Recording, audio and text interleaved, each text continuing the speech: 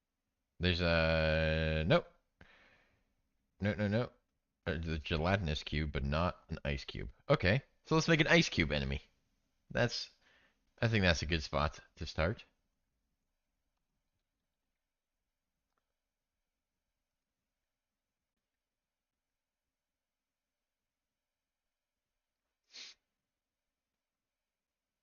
What would this be based off of, though?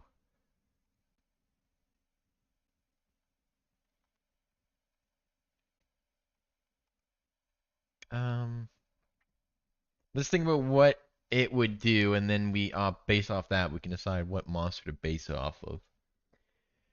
So, the ice cube is going to be able to.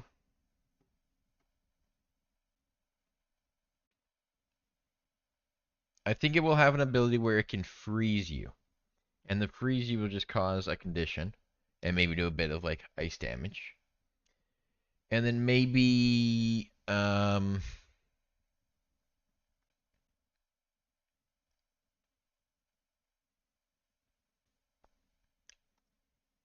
we'll do like a frostbite attack or something, which will be a mm.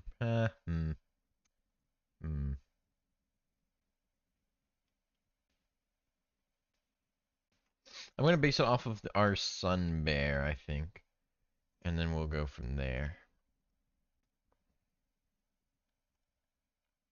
I think that's probably the best bet here.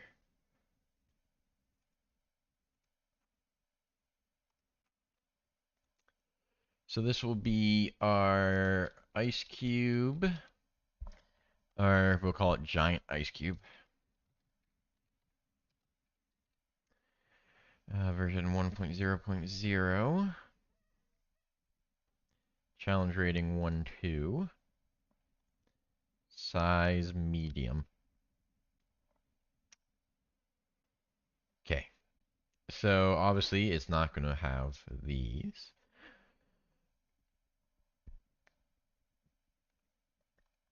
What I'm thinking is, because this will be our first enemy with like,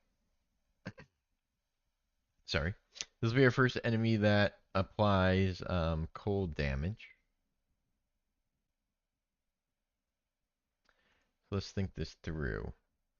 We could do a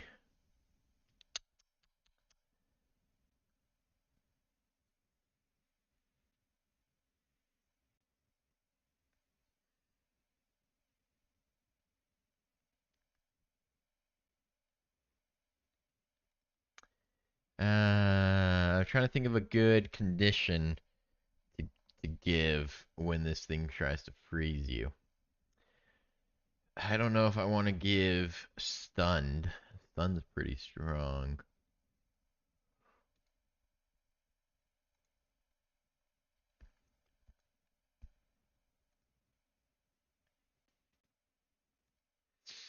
Mm,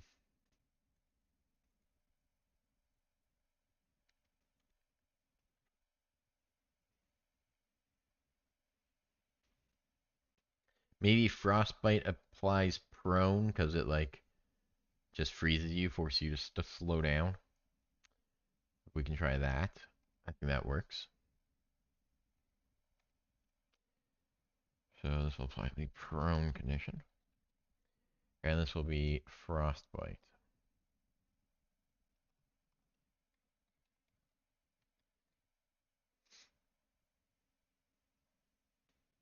The giant ice cube.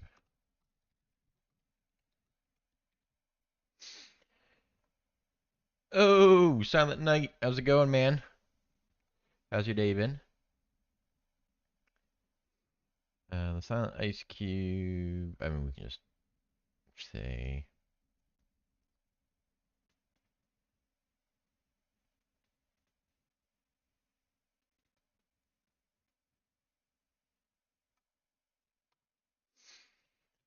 attempts to freeze a frozen creature. Um, That is medium or smaller.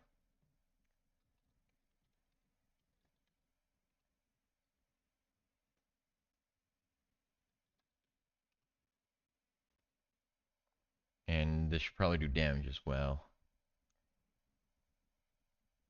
Just woke up? Ooh. You sleep it. Wait, are you from North America? Are you just sleeping in or are you on a different time zone? Or well, I guess Western is only 11.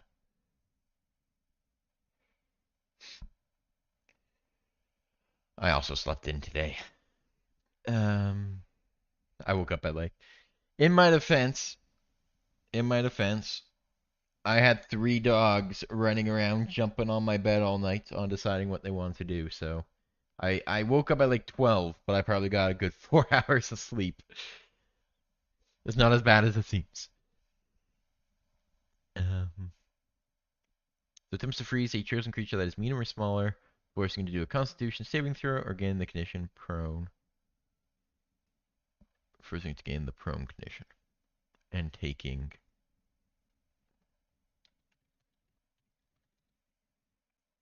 um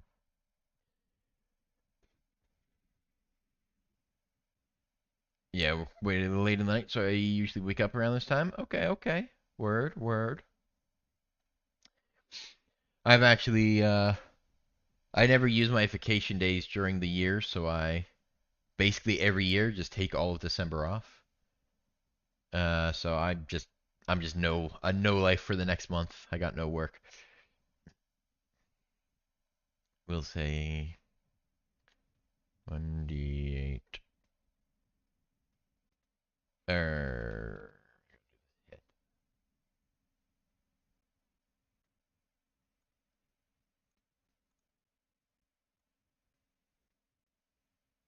Oop, that should work.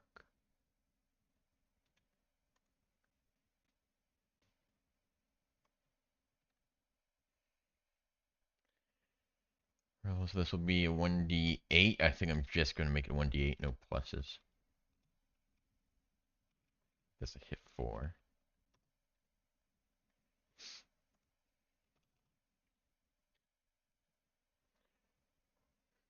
Brutal type damage.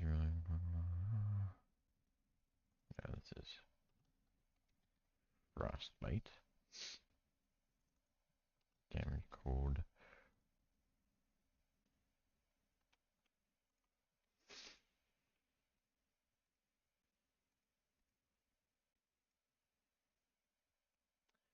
Cool. Oh, I don't. Did you see our enraged sunflower that I made? That's probably my favorite one so far that I came up with, anyways. That's the first creative one I made myself. I don't really just steal the cool ideas from you and other people.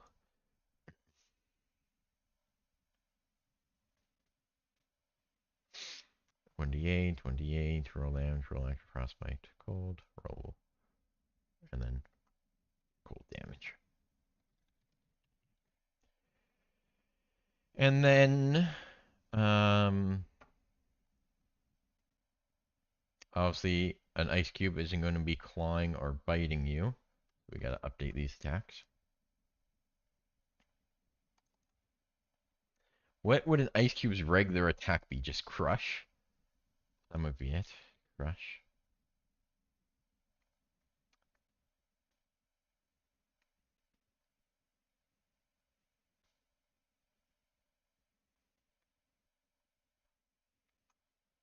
Mm. Ooh, maybe we make an attack here where in order for the ice cube to be able to use a crush attack, the creature it's targeting must be prone.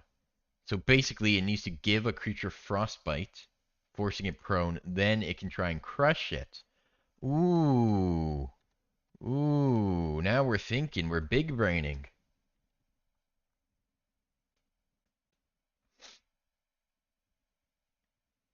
And then the crush would just do a bunch of damage. Like a swamp from Mario. I mean, sort of. The sunflower, I can show you it in a second. Basically, it has its seed spit attack. Then it also has like a vine whip multi attack, so it can just slap the hell out of people with his vines. Then I gave it photosynthesis as a trait. So at the start of every turn, if it's exposed to direct sunlight, it heals a hit point, which I thought was just cool. I was proud of adding photosynthesis. Um, okay, so crush. Well, if somebody's prone, so let's make sure this doesn't get too OP here. Let's get a hand. If someone's prone, you already get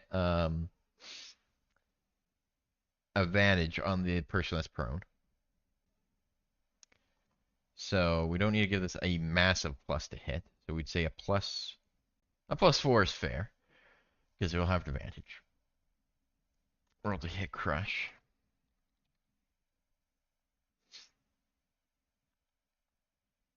So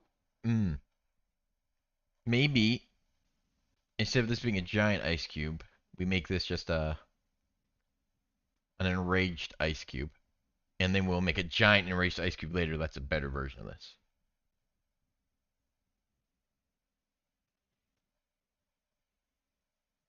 In that case, then you should be able to make 2 frostbite attacks and can replace one with the crush attack. Interesting idea.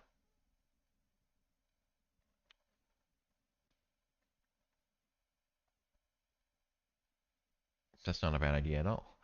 Or maybe we do a sentient ice cube. No, I think we'll just do a giant ice cube here. All right, well let's get crush set up first, and then we'll decide how this combo works. So for now, we'll say crush does a +4 to hit. Da, da, da, da, da. I might do for this. Well, I guess how it works affects how much damage it should do. So if we allow it to do 2 frostbite attacks,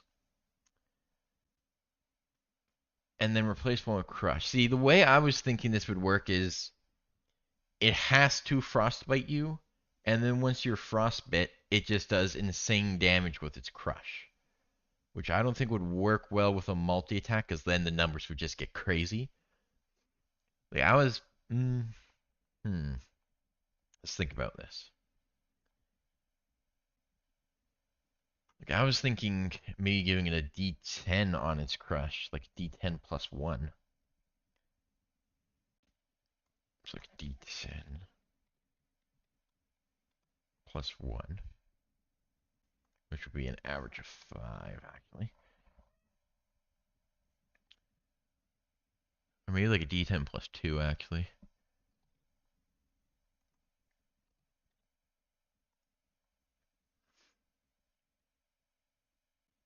Right, so Crush is like a big, massive, awesome attack that it can do. But it relies on Frostbite to succeed. And the thing is, I fear if we give it 2 chances to Frostbite an enemy in a single turn, that this will just become kind of OP for a 1-2 enemy. I think maybe what we do is we make a harder version of the giant ice cube, like an enraged giant ice cube, which works the way you think, and it'll be a higher challenge rating. I think that's the good way to do it. I think that's a good way. Yes, that's what we'll do. So this will be the baby weak version of the ice cube that doesn't get its multi attack.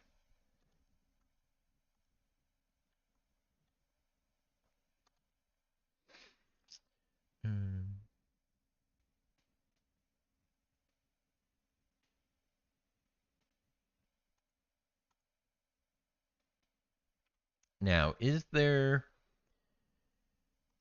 an example of a way they word this?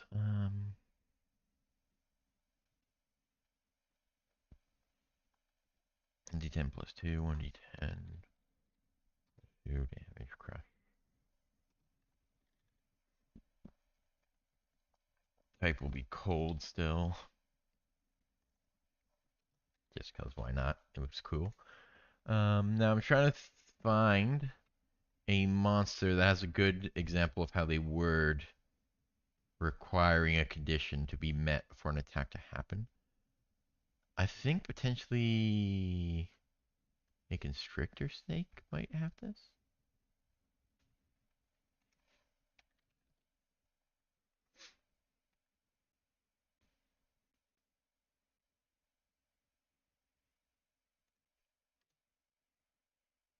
Let's see.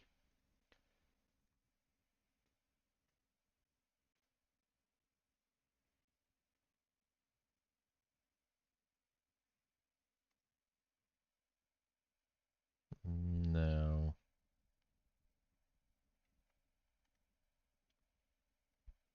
Is it a frog? I know I've seen something before that requires this, like a condition to be met. I just forget how it's worded.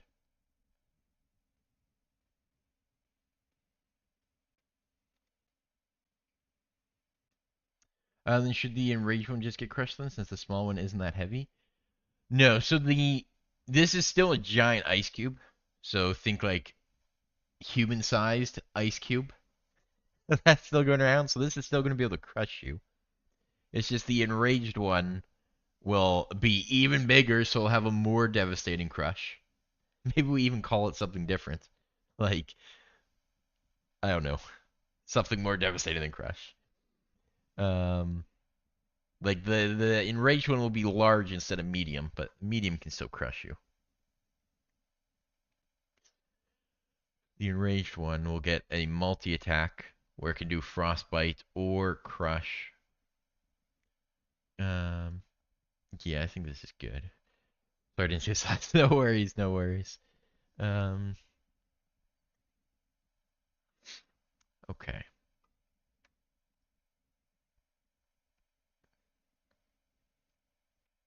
Where is a good wording for this? Good wording.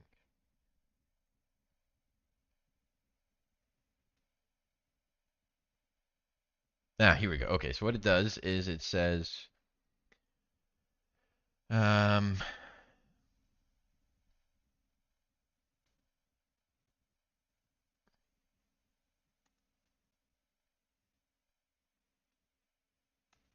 so you get rid of the melee attack roll, and it just says the giant ice cube, and this shouldn't be italic.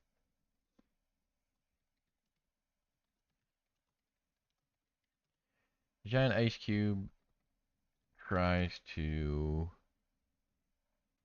crush a prone creature of size medium or smaller,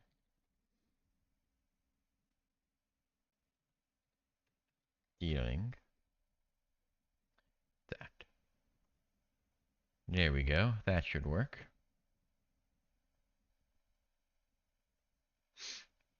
I can't wait for this this series to start. We're gonna have a giant ice cube taking on a pizza minion. Like, what is this gonna? This is gonna be hilarious.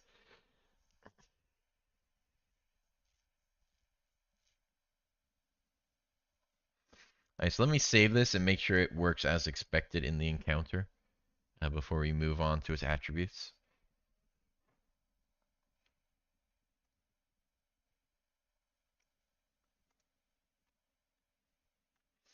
If it wants to save, that is.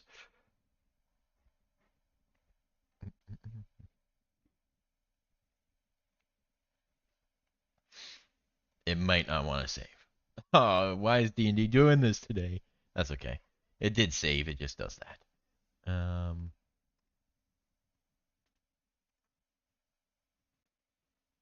Giant ice cube.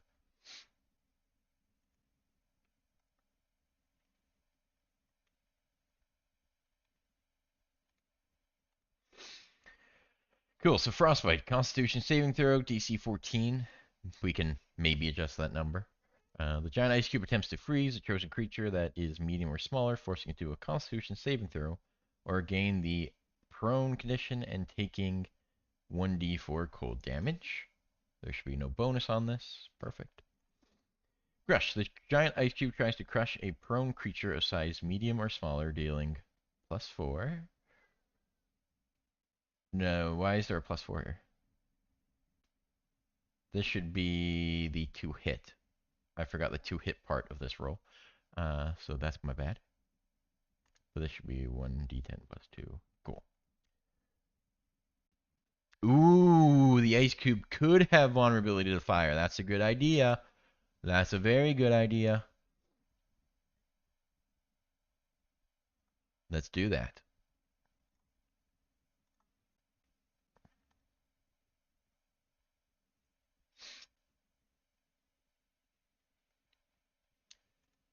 Come on, D&D. D&D Beyond, don't die on me.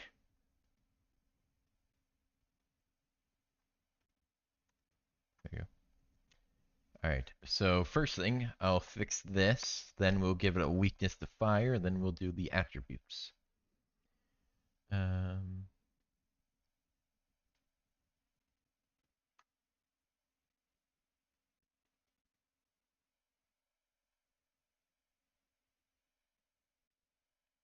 so let's grab this part here.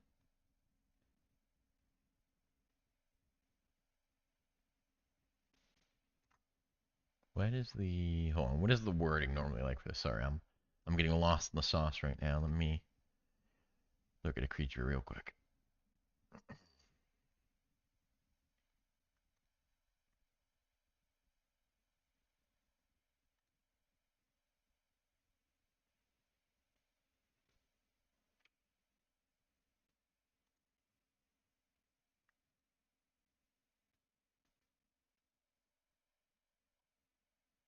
So we can do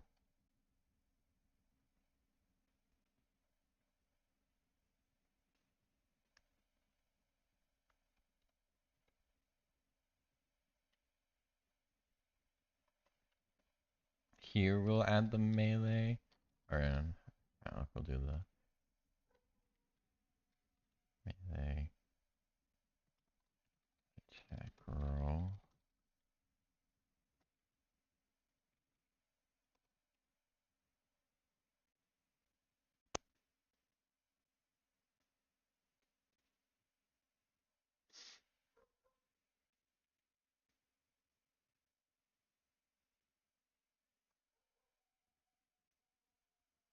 I don't think we need the dealing here. That's what's messing me up. There we go. That should work. That should be good. And this 1M isn't italic. There we go. Melee attack roll.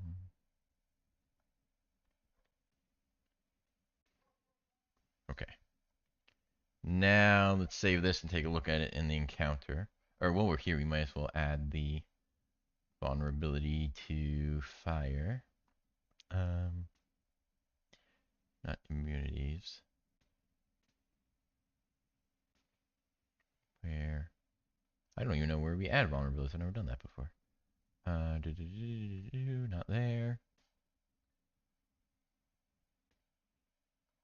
Damage adjustments. Here we go.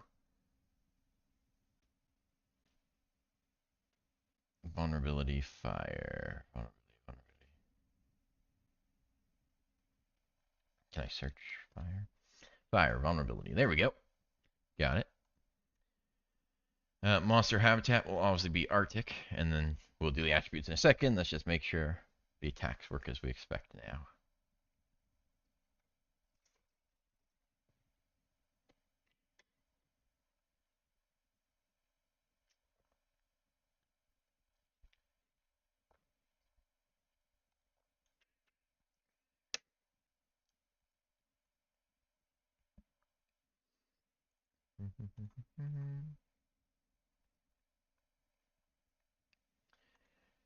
Alright, so crush. The giant ice cube tries to crush a prone creature a size medium or smaller.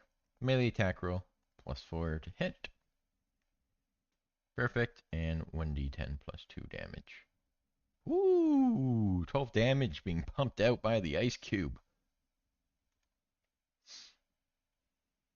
Um, though I fear Crush might actually need to do a bit more damage now that I think about it. Because, like, let's say a bear, for example, it does a 1d6 plus 2 multi attack. So it has an average of 7 damage. This would have an average of only 6 damage. So we might want to pump this up from a 1d10 to a 1d12. Especially because this is vulnerable to fire, which is sort of a weakness in. Yeah. But we could also make it a bit tankier, because, I mean, it's a block of ice. So maybe it takes less damage, becomes more tanky. Decisions, decisions.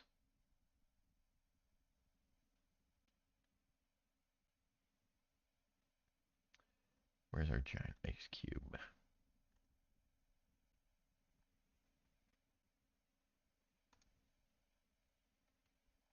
I think we might go the tanky route, actually. So an armor class is not going to be hard to hit, because, I mean, it's a block of ice. So maybe we do, like, uh, 11 AC, 10 AC, but it will just have a bunch of health. Like 10 AC. Initiative bonus is going to be -1 for sure. Past the perception, I mean, it's an ice cube. It's going to have like 8. Average hit points. This is where it's really going to stack up. It's going to have 25 average hit points, I think. We would do 3 D10s with a. No, we're going to do 4 D10s. And 5 modifier for the average 25. So easy to hit, but has a lot of health points. I think that's fair, because, like, other one that has will have, like, 15, 16 AC and 19, 18 HP. So I think this balances it out.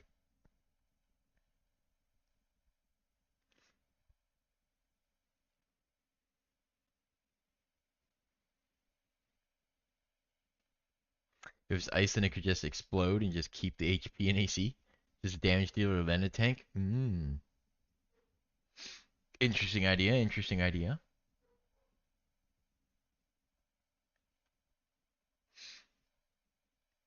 Ooh, that just gave me another idea for the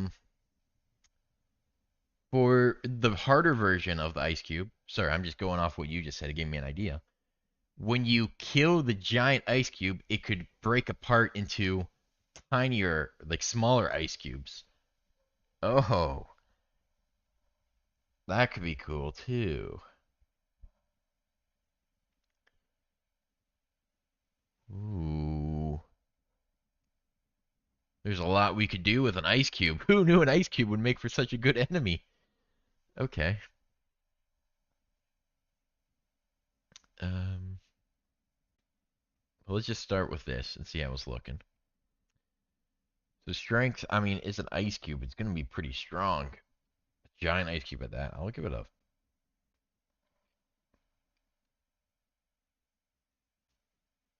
like a 14. Ooh, like the ooze monsters? Exactly, exactly like the ooze monsters. And then like the enraged giant ice cube or whatever we call it will turn into um like giant ice cubes, or maybe it'll be like a massive ice cubes turns into giant ice cubes, which turns. So like the massive ice cube would be like a super high challenge rating. No, I mean not super high, but quite high because it will be very hard to deal with.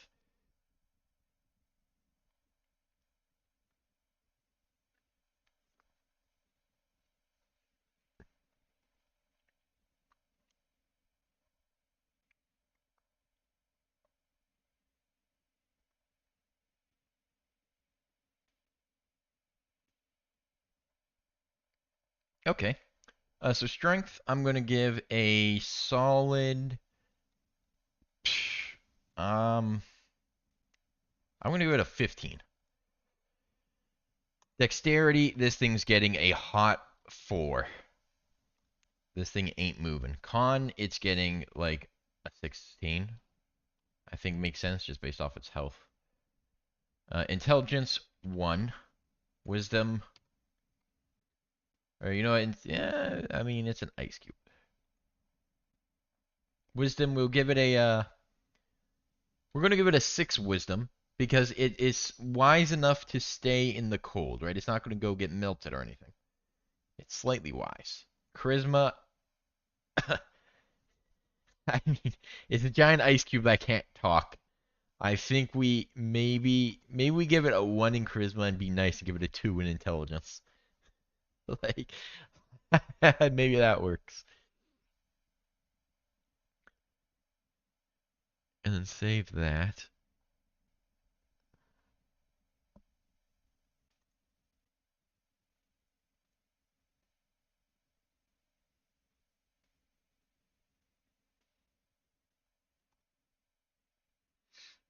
Does the ice cube get dark vision?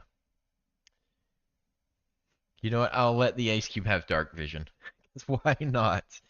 Um, movement speed. Let's delete the climb. That's not happening.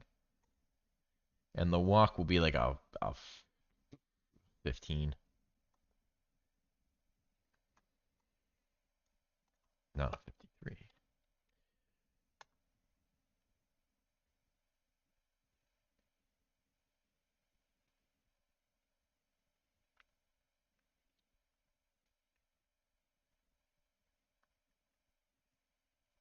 Yeah, that seems good. Okay. So, giant ice cube is completed. While we are doing this, we can go make the massive ice cube where we have the ideas in our head. Go do that real quick.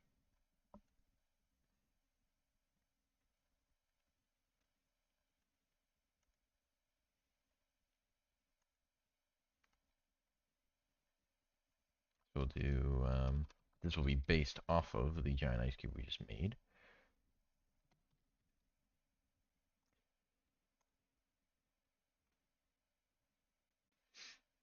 And this will be a massive ice cube.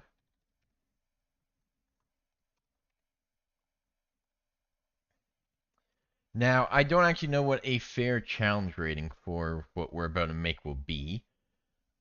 I say let's just make it how we want to make it, and then we'll give a challenge rating based off how it ends off.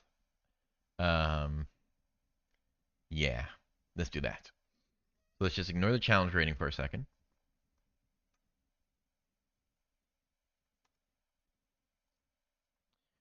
So the main thing here, it will be large. Um,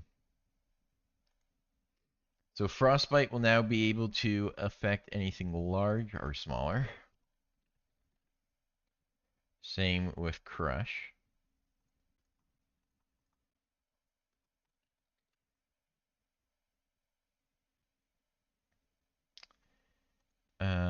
These will each do more damage, and then it'll also get a multi-attack. So this is going to be, again, a high challenge rating. I think potentially the Frostbite would do 1d12 here. Or maybe even, how challenging should this be? Because this could be a boss. This could be a whole, imagine you go through like an ice cave, and then at the end of this, Arctic wintry cave, you come across this giant ice cube that is a boss. Shit, I might do 2d12 if that's the case. Make it a real challenge. You know what? Screw it. Let's make this a real high challenge rating boss fight here. 2d12.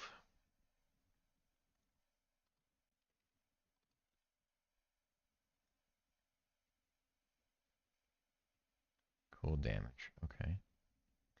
And we'll bump the DC for the save up to a 15.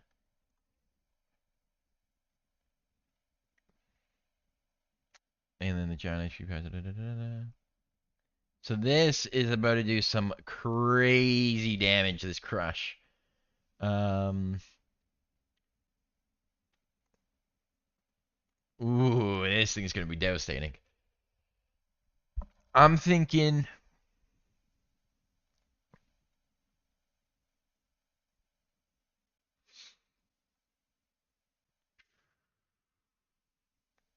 it's we also gotta set the average here, which would be 12. 12. I'm thinking maybe three D10s and then plus something. Let's say 15 plus 5 would give an average of 20 damage. Um, that's not right. That's not right at all. 4 D10s would give an average of 20 damage. This would be 17 damage. Um, 17 average damage per hit. Again, I'm trying to think how high of a challenge rating we want this to be.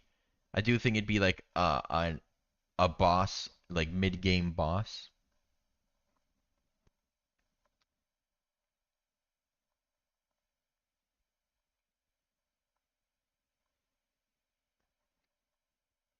I mean, this could potentially do 35 damage to somebody. A mid game, like let's think level 7, level 6, level 7 characters. You'd get some decent health.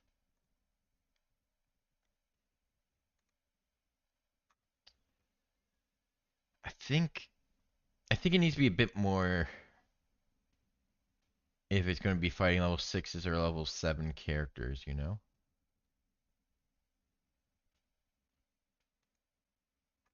Yeah. CR3 potentially. Um, yeah, let's look at an example of a CR3 creature here. I think this is probably going to be higher than CR3 because this thing itself might be CR3, but then the fact that it's going to spawn a bunch of the large ice cubes, I think might push it over a bit. Um, nope, we got some dogs here. So CR3, CR3, not cube.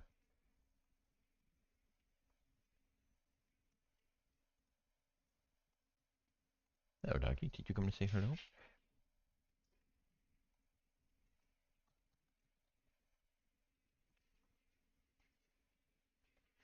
At 7th level, it'll need above 100 HP. Oh yeah, this thing's gonna be tanky. Don't you worry.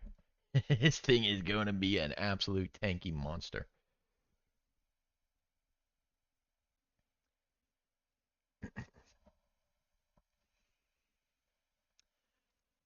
And this is meant to be a boss again, so I do want this to be like incredibly difficult to kill or to deal with. Not incredibly difficult to deal with, but like deadly. You know what? I'm gonna do. Let's do 3d12 plus 5, which we're given an average of 20 damage. That means, but even then, it would take like 3 hits to kill a player. But it will get multi-attack. Yeah, I think this is okay for now. Let's circle back to this maybe after we add multi-attack and think about it a bit more. But for now, I think 3d12 plus 2 is good.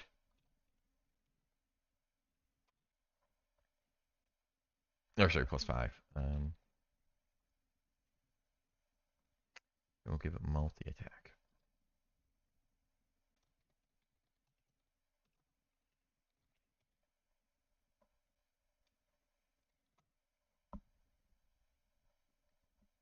And then we'll say the... Oops, doesn't need to be bold and italic.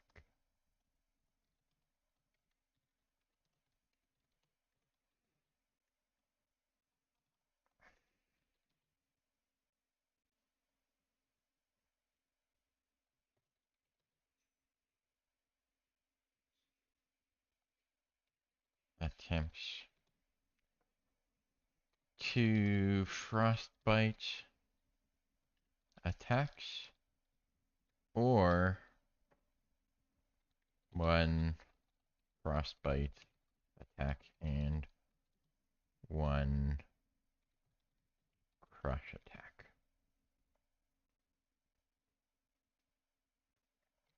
Yeah.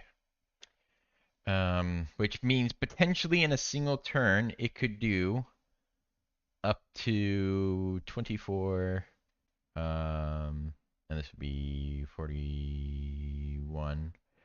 So it could do potentially 65 damage in a turn, which for a boss, I mean, that's of course the max it could do, which for like a level 6, level 7 boss, I think that's fair.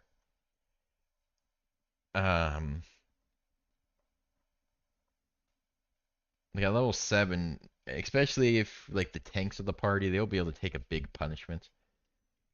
And this ice cube isn't smart, so it's just going to hit whatever in front of it. So it will probably be a tank in front of it. I think this is fair damage. Um, the ice cube isn't going to go chasing after a wizard. It's not smart enough to do that. Um,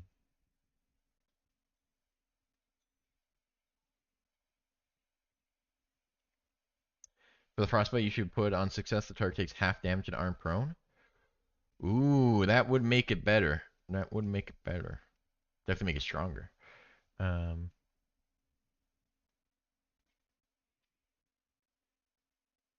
yes. Yes, we could do that. We could do that. We'll do that just for the massive one, though.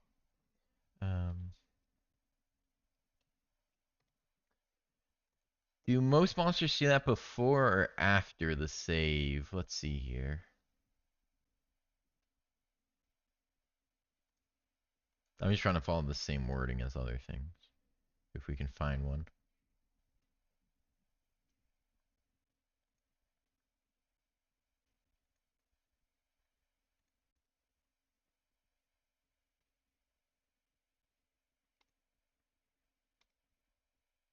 Though again, really, I'm going to be the only person looking at this, so it doesn't really matter. Um, oh, there's a giant scorpion.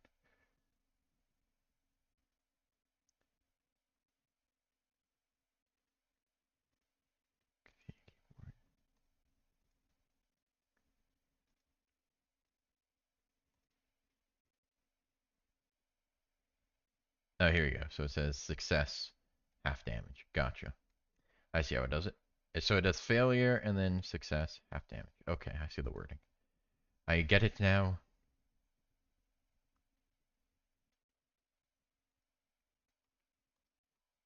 So what they do, um,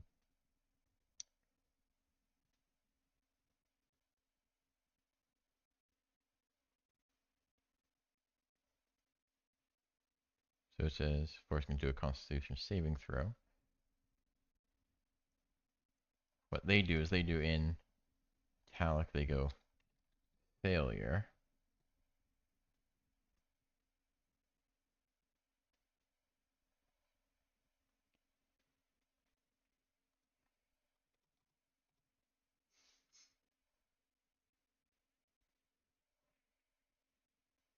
Wait. So failure, gain the prone condition, and take cold damage. Then they do italic. Success.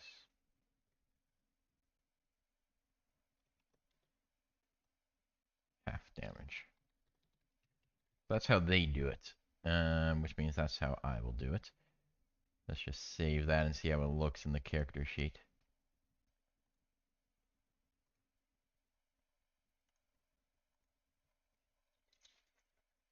Oh, we're doing this again. No problem.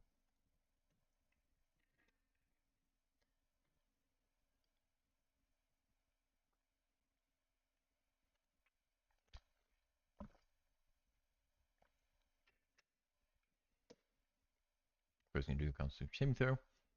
Failure. Gain the prone condition and take 2d12 cold damage. Success, half damage. Cool. So that's what they do.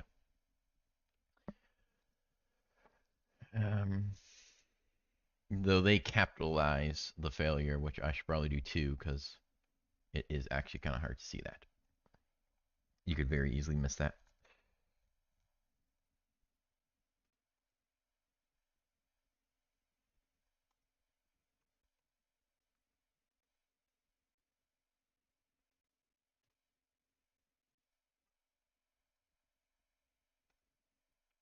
Okay, so let's change that.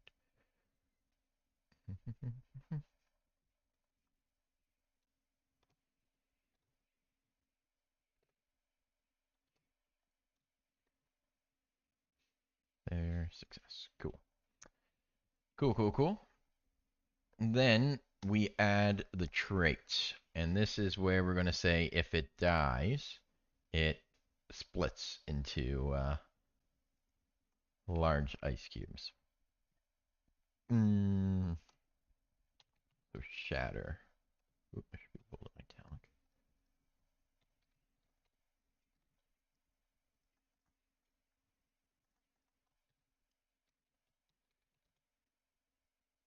Or, ooh, maybe we say if the ice cube is defeated by anything but fire, it shatters.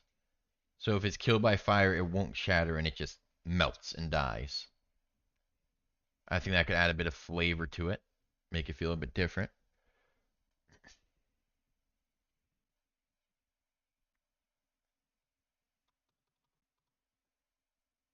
So we'd say if the ice cube is defeated by a damage type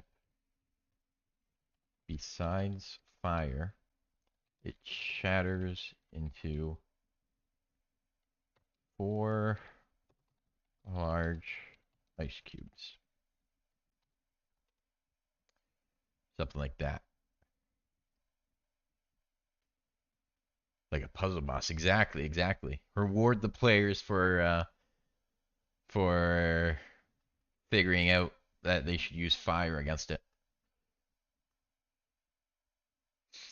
Kind of like how undeads, if you kill them with radiance, or like zombies, you want to kill them with radiance so they don't come back or have a chance of coming back.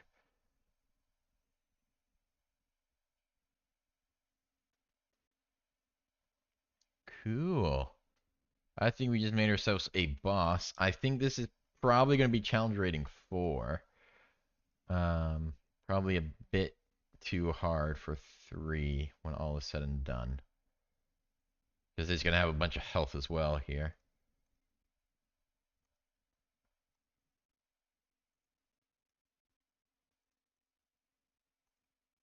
Honestly, it might be more than a 4. It might honestly be like a 5 for a 6. We're getting into some strong territory here. I'm going to give it a 5. Um, I'm just like comparing it to other like actual CR5 enemies right now, and yeah, I think a 5 is more reasonable for what it is.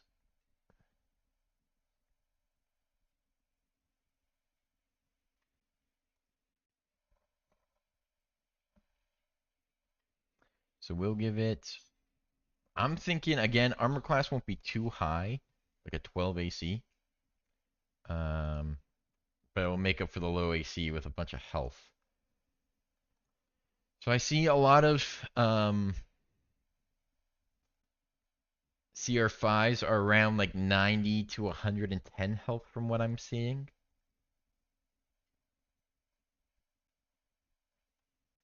Like a flesh golem is a good example. Low armor class has 127 HP.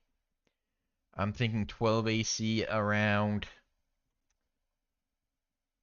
115 HP maybe.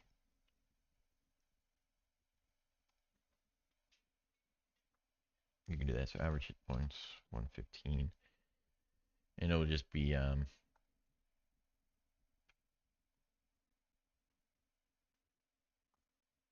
Do you want to get creative with the tie? No. So we'll do. Well, we gotta think about this. Let's do. 15 hit die plus 55 potentially. Well, that isn't correct math. We would need 230 total health. That'd be. We'll do 30 and 20 d10s.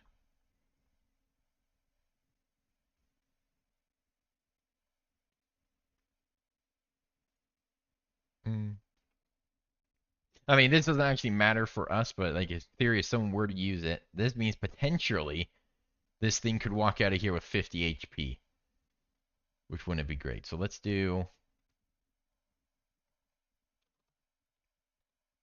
from rolling, it can get up to 150, and then we'll add 60 to it. So I'll put it at 210. So maybe we do like 17. There. That should work. That seems like a more balanced system to set up its health for anyone that actually does want to do it that way. Strength, this thing's getting an 18. This thing's going to be immovable. Dexterity, still 4. Con, 18. Intelligence, still stupid. Wisdom, still stupid. Charisma, still stupid. Sweet. Still going to be vulnerable to fire. Initiative, bonus, -1, still fair. Perception, I'll give this a 10, just because it's a much stronger. Save that.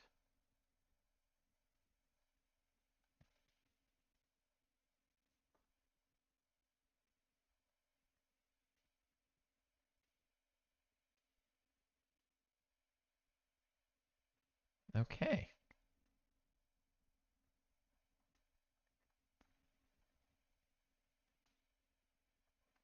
Then in sense, it can still have dark vision and movement. We'll give it a bit more movement. We don't want a boss to be getting kited. If, people are going to try and kite the boss, we'll give it 25. Then at least it can dash and hopefully close the gap with people. And there we go. Let's go check this thing out in an encounter, and I think we're good to go.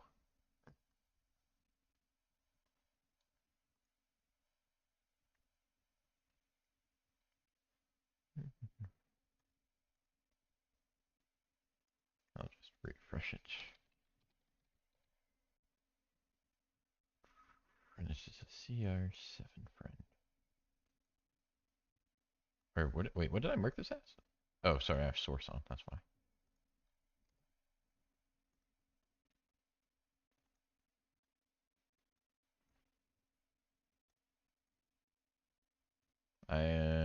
I'm looking at giant ice cube. It's massive ice cube I want.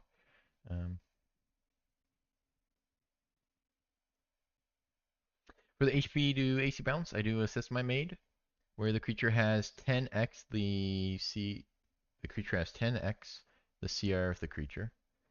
Then add a 20 AC for every point lower than 20. Let's say an additional 20 HP. Fast way for me to balance creatures to make. That's interesting. That's an interesting way of doing it. I should probably come up with my own system as well. I kind of just feel it out right now.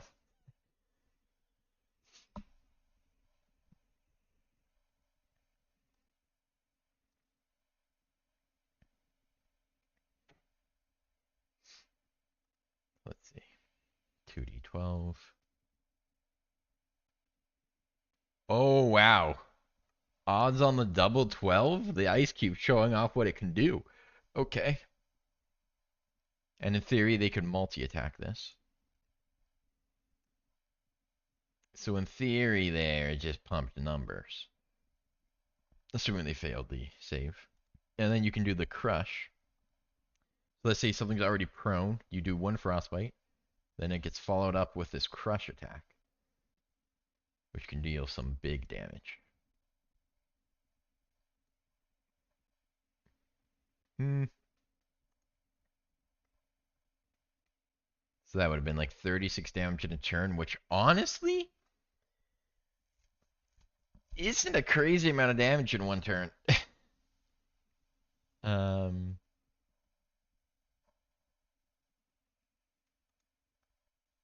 At least for like the level we expect the players to be. And I'm balancing this. Let's say it's a party of 4. I mean, this is still pretty devastating. You're getting rid of really hurting the tank. They probably have to invest some heals. I think it's fine as is. Cool. Well, our massive ice cube is there.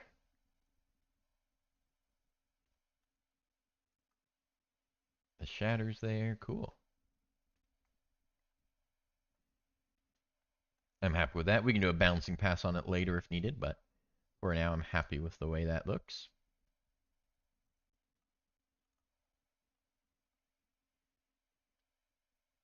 So the question now becomes, what do we do next?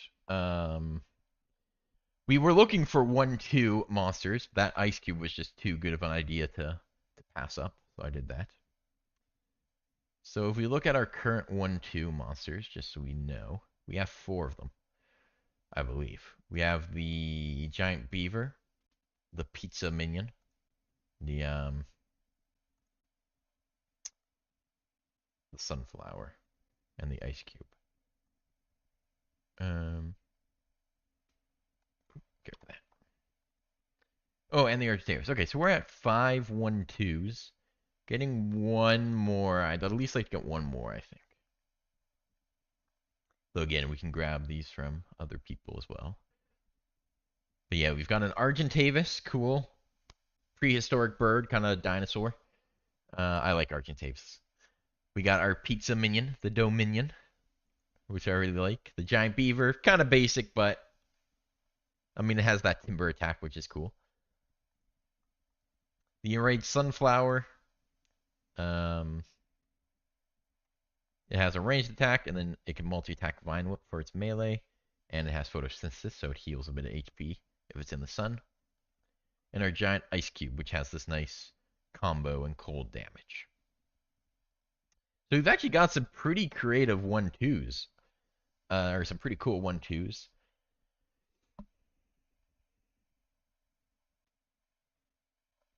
I'm just trying to think of one more that lives up to the level of these. Let's think about it. What kind of damage don't we have yet? We don't have an electric enemy, do we? Or a necrotic enemy. So maybe we look at creating one of those.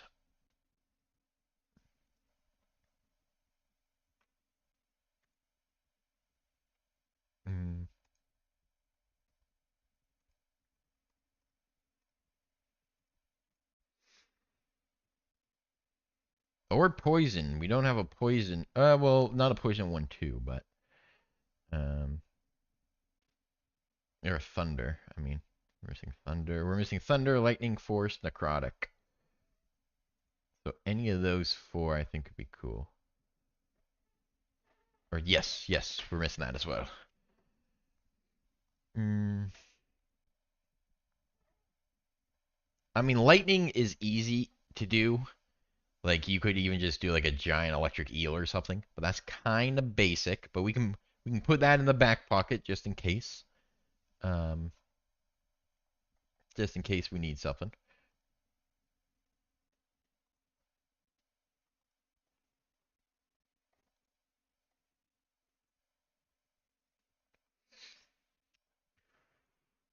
So, this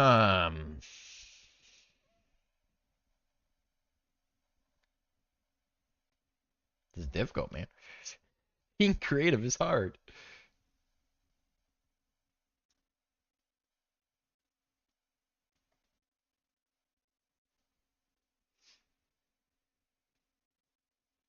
Maybe a creature that changes its damage. That could be interesting.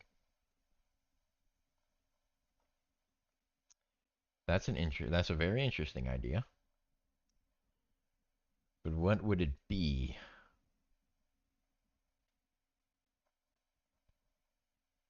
I'm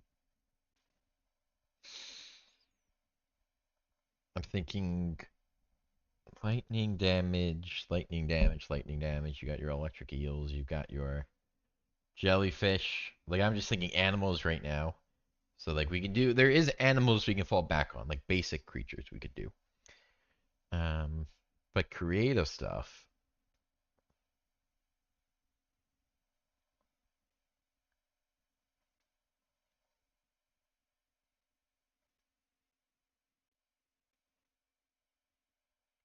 Psychic stuff. What do we do? What do we do?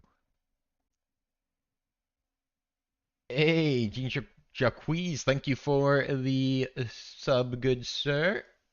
Hope you're having a good day. Um,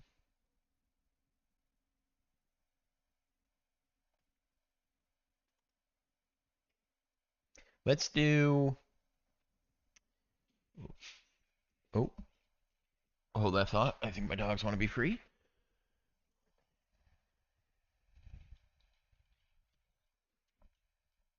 Go on, tacos. Oh, oh, where are you going?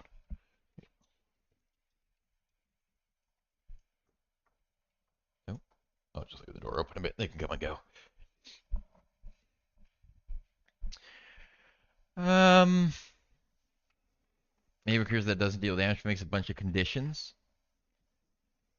That's an interesting idea. So the thing is, though, we need a creature to do damage because this is going to be a part of the series where like the creatures fight 1v1. So it does actually need to be able to kill. But like as a separate creature, that's cool. And then it's tough, man. Oh, welcome back, doggy. Um,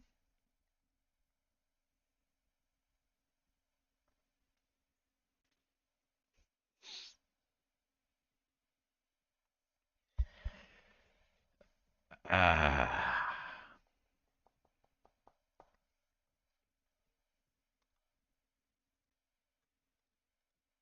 the hardest part about homebrew, coming up with the idea.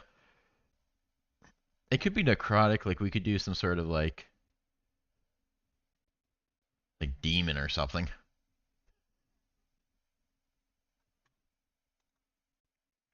I don't think D&D has a demon, does it?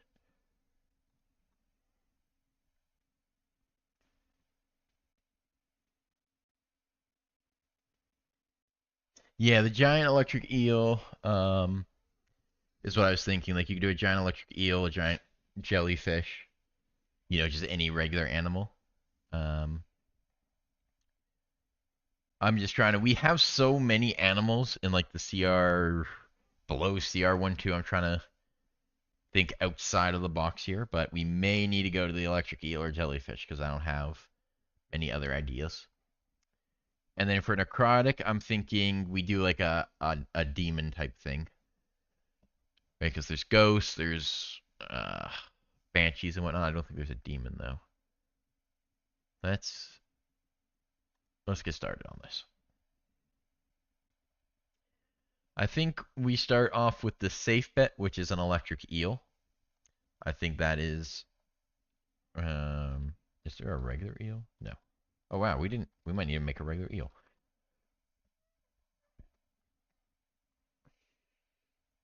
What should we base this off? Actually, the electric eel. Let's think about this. It could be cool, even though it's like a real thing. It could still be cool because it could potentially paralyze whatever it's hitting, right? That's kind of what eels and jellyfish do. That's how they kill humans. They cause so much pain that you essentially become paralyzed.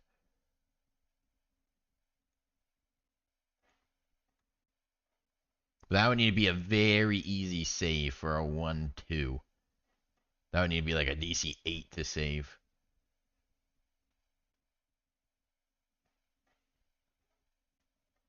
A lightning bolt coming from a storm? It could be. Could be. Is an option.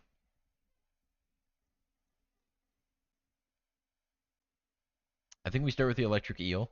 I'm going to base this off of, honestly, probably the ice cube that we just made, because it is also going to have saving throws and stuff. So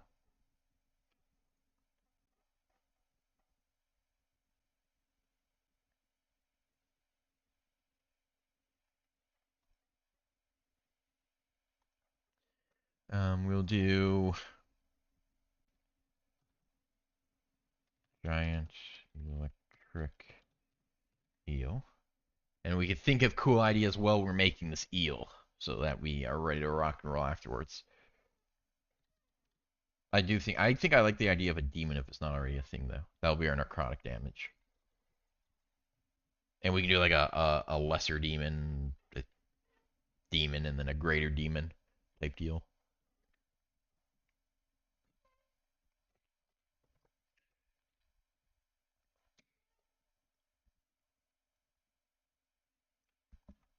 Challenge frame 1, 2. Cool. So we'll do um electrocute. How the hell do you spell electrocute? I don't know how to spell anything, man. Oh, that is how you spell electrocute. I'm a genius. I take it all back. Constitution save. So this needs to be an easy save because it's going to be deadly and it's early on in the game, so like an 8. Um, and then we'll just get rid of this part. My mouse is messed up.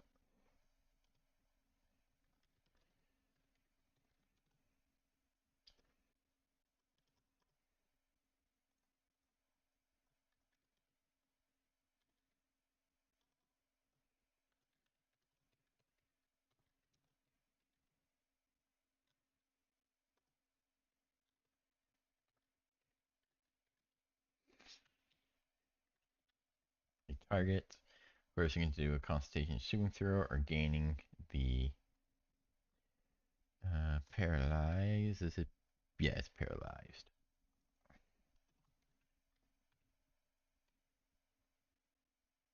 Paralyzed? Let's double check that's actually how you spell it. Yeah. And it'll also take damage when it becomes paralyzed. So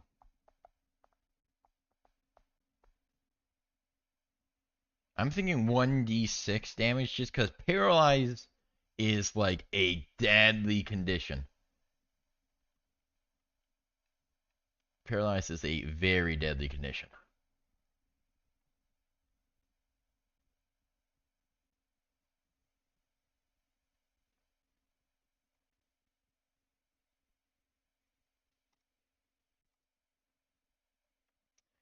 So yeah, 1d6. Honestly, maybe 1d4. Like 1d4. Just because of how deadly paralyzing something is.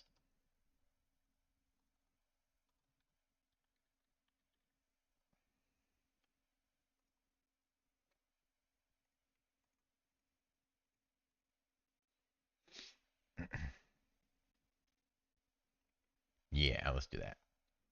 So lightning damage. Oh wait, sorry. It's electrocute.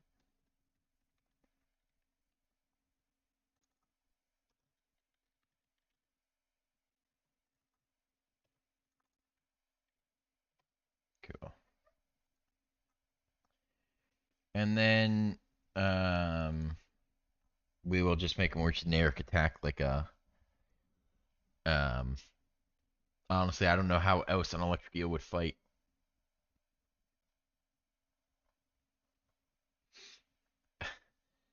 I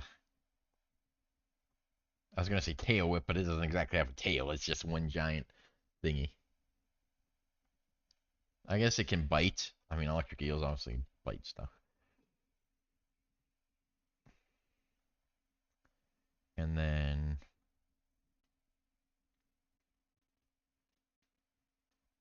we'll just do the get rid of this part. It's a melee attack roll, +4. Um, bite. Rollable. This will be a d6 +2.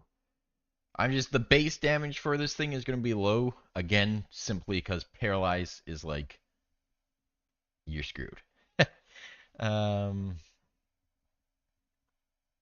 Because if it electrocutes someone, then it bites someone, it's an automatic critical, I do believe, unless they changed it in 2024 rules. Let me actually double check that. Um, Paralyzed, automatic critical hits. Yes. So basically, if you electrocute someone and do this, you're doing automatic crit on a 1d6. That seems fair. Um,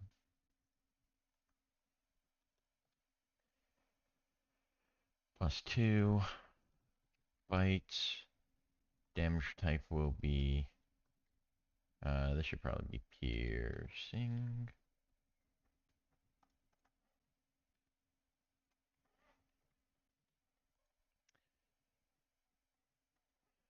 Cool. Cool, cool. In terms of health, it's going to be on the squishier side. Same with AC. Hit points, we're going to drop it to like 14. I know there's some 1-2s with 14 HP, even lower.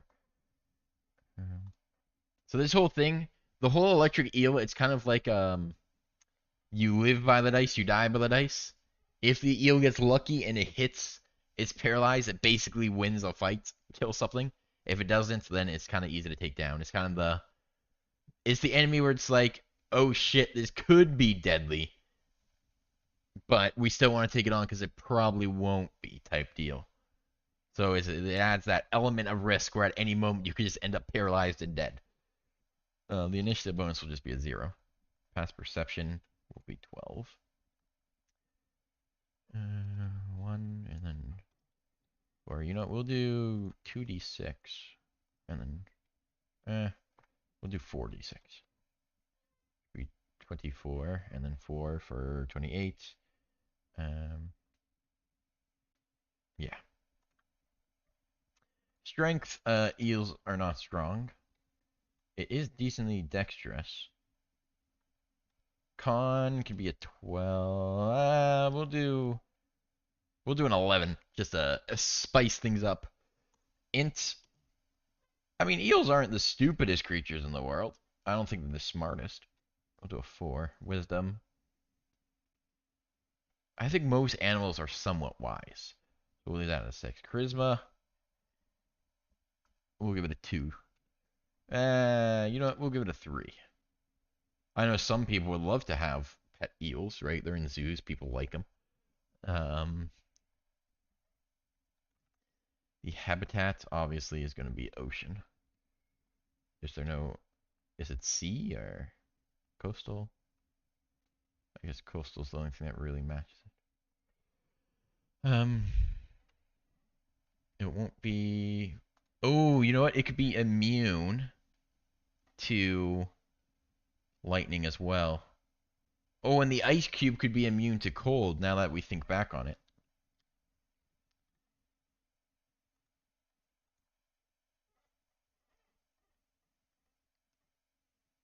You know, we can actually make it so that the ice cube heals from cold damage. Oh, we might have to go back and do that.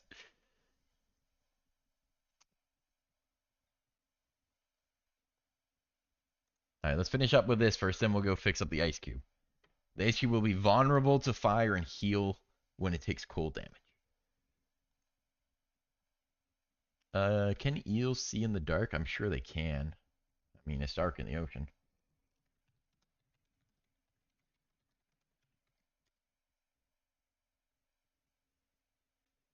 Oh, no.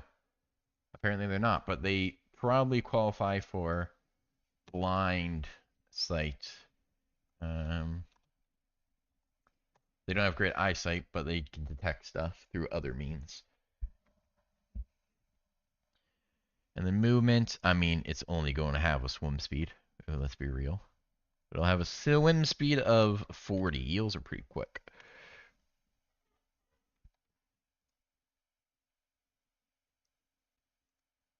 So we'll do that. And save that. And I think our electric eel is good to go.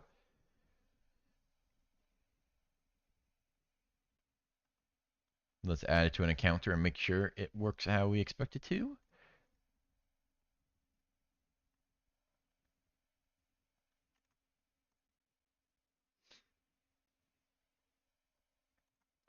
So, the electric eel, 11 AC, 14 HP, 40 speed. Damage immunities, lightning, blind sight. Electrocute, Constitution saving throw, DC 8. The giant electric eel electrocutes a target, forcing it to do Constitution saving throw or gaining the paralyzed condition and taking hit for 1d4 lightning damage. Perfect. Kiba Koser. Sorry if I butchered your name. Thank you for the sub, my man. Much appreciated. Um, Now let's take a look at bite. It's a +4, so that should be 20. 1d6 plus 2 should be 7. Perfect. Our electric eel is good to go.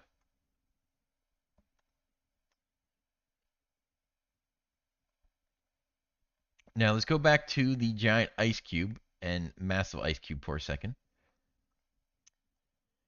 I think we're going to add another trait where when it takes cold damage, it heals for half the damage it would have taken. So it'll have immunity and heal for half the damage it would have taken.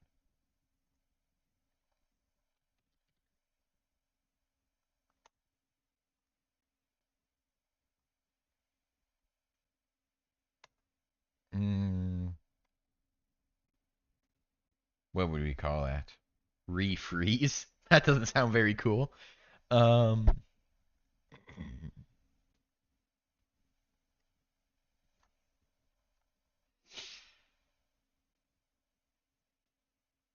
Honestly, I guess we could just say,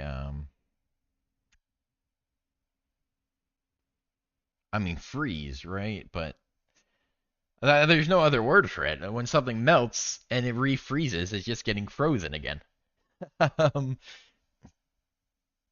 Maybe we do frozen heal or frozen heals. Heal. Um, so when the giant ice cube um, gets hit with cold damage, instead of taking damage, it heals for half of damage it would have taken. And then we'll need to go and do this on the massive ice cube as well.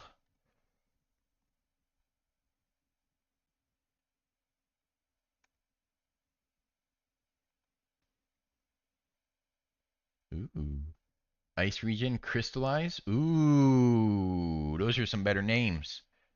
We could do that. We could do that. We could do that. That's definitely better than frozen heal. um, Icy regen. I like icy regen. Icy regen. Great suggestion.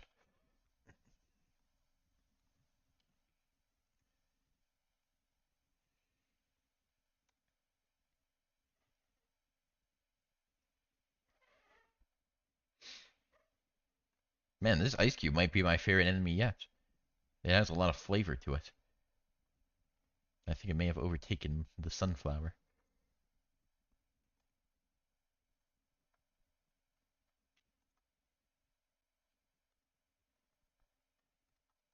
And we'll just do that.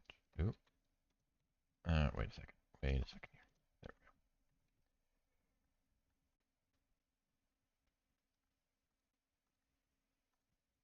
Perfect. And we'll just make this massive. Icy Regen. When the massive ice cube gets hit with cold damage, instead of taking damage, it heals for half the damage it would have taken. Perfect.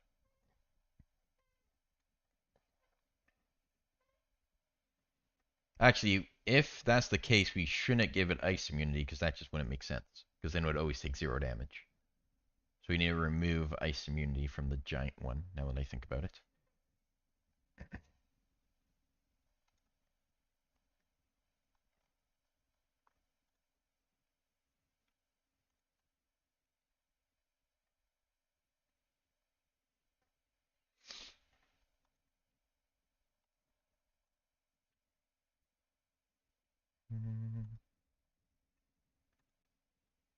Where are we here?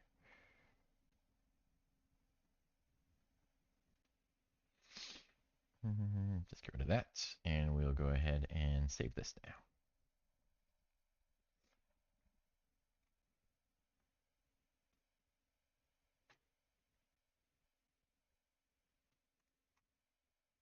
Perfect. That's cool. Now I think we're done with the ice cubes. And I think we can move on from 1-2 creatures for now. That should be our 6th creature. Let's just double check. House just throwing it out. So yeah, we got 6 1-2s. That's pretty solid. That's a good number. We can move on to 1s now.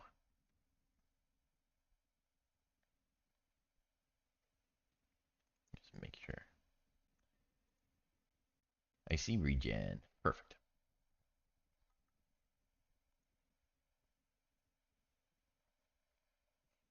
Yo, I'm actually going to use this ice cube in the next campaign I run as a DM. I'm going to make sure there's at some point a cold, snowy cave they need to go explore. Cool. So, we can now move on to creating 1 CR enemies. Let me take a look at some examples of how strong 1 CRs are.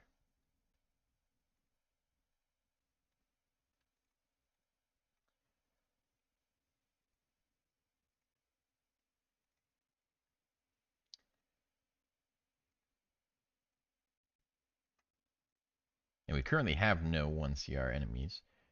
Just throwing that out there.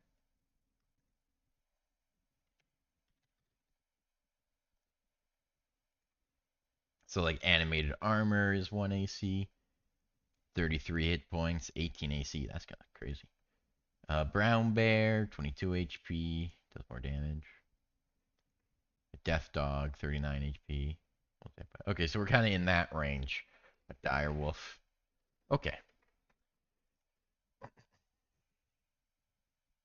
I'm going to use those giant beavers in my campaign. Oh, yeah? Go for it. Timber!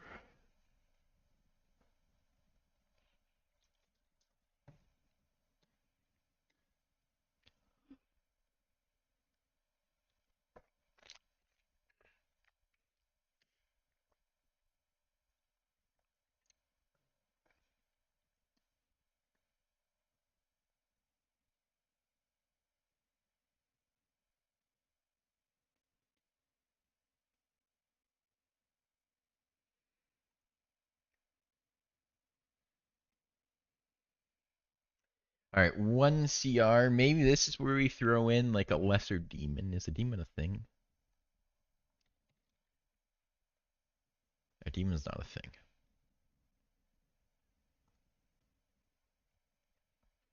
So I think here I'm going to create a lesser demon. Totally not taking inspiration from RuneScape here. We'll do a lesser demon, then we can have a regular demon, then a greater demon. What can this be based? I'm trying to think, what would a demon do? Let's think about what it would do before we base it off of something. Um, right off the bat, it's just gonna have a regular. It's gonna have a multi-attack for sure. Um, ooh, maybe it does like a life drain attack where it deals damage and heals for half the health, kind of like that. I'm forgetting the name of it, but the spell that works like that. So it could do a regular like I don't know, claw attack, and then a life drain attack. I don't think it'll apply a condition. I think that might just be its thing. And then it might take on, it will have a weakness to radiant. Okay, so let's base this off of the.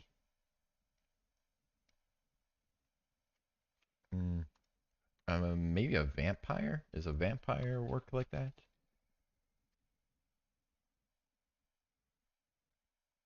Hold on, let me just look here. So there's a shadow demon in the game already. Not what we're looking for. Different thing. Uh,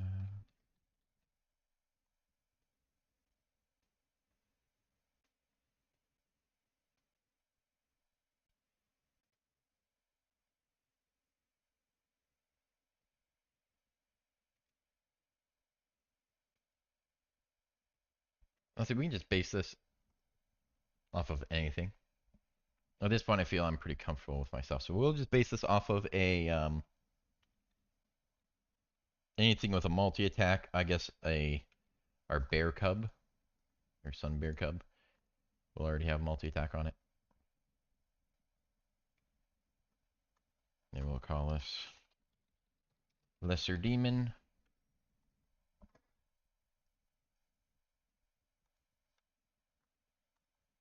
Version 1.0.0. Challenge rating of 1. We're moving up in the world. And you know what? I'm going to make this alignment definitely chaotic evil. All right. Oh, apparently this didn't have multi-attack on it. That's fine. We can add that.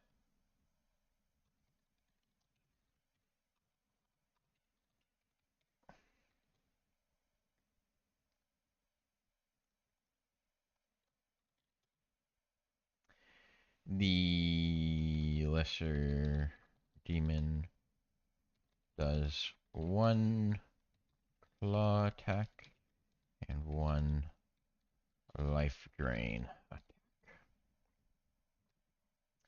This will be... Oh, we already have a claw attack. So this will be life drain. We'll actually just move that down to be the bottom one.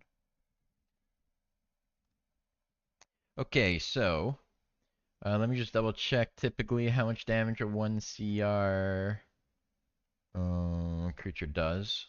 So it's pretty balanced with what players would expect.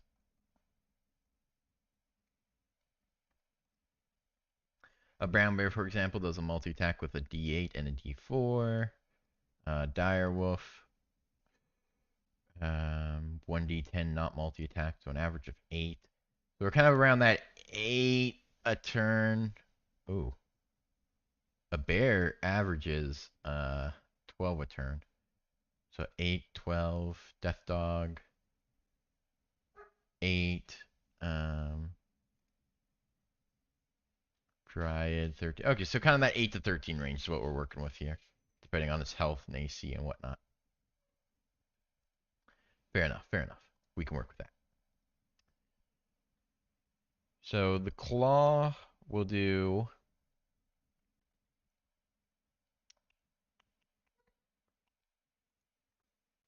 1d6 plus 2. This will do less damage because it does have the healing in it. I think it would only be fair to make it do slightly less damage.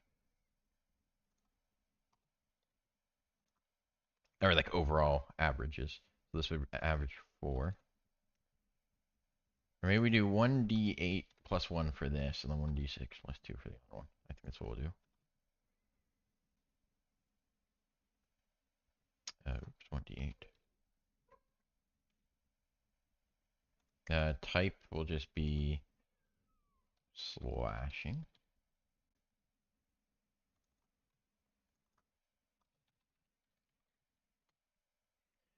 Cool, so plus 1, 1d8, 1d8, cool, cool. Then life drain, this will do 1d6 plus 2. Oh, it's already there, perfect. This will do necrotic. Let me make sure I spelled necrotic right. We did.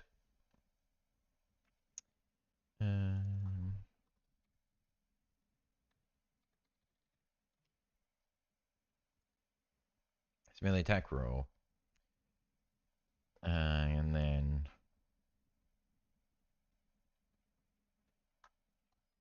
the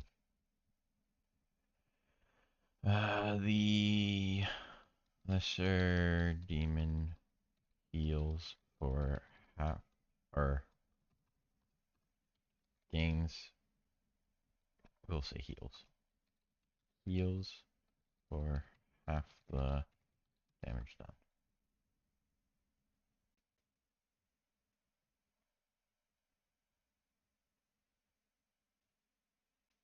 Yeah. No.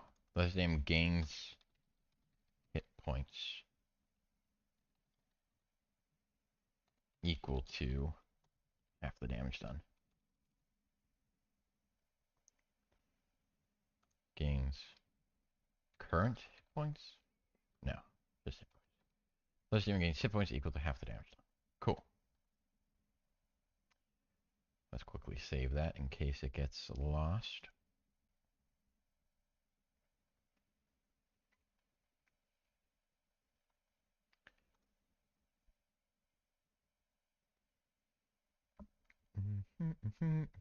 Cool. Right off the bat, it's going to be vulnerable to radiant damage.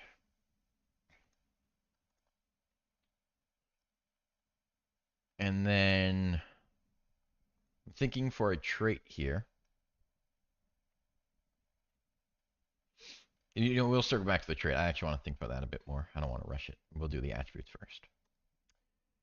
So a demon is going to have a decent AC. I'm thinking maybe 15, 16 range. I'm thinking 15. It's a lesser demon, so it's not going to be crazy. Actually, the fact that it's a lesser demon, we'll do 14. Just so there's room for the two higher level demons to improve it. Initial bonus, we'll give it a 1. Path perception, 14's fair. Average hit points, we're going to go with, let's do 23.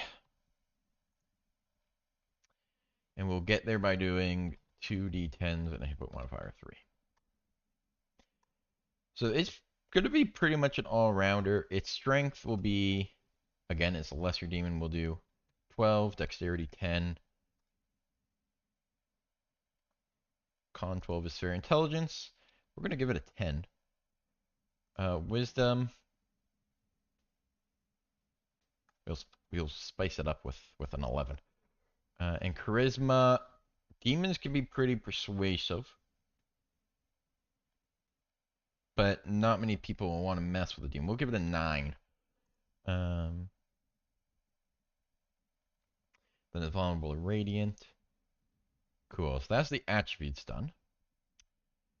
Now let's think of a trait for this thing. And this is a trait that all demons will have, not just the lesser demon.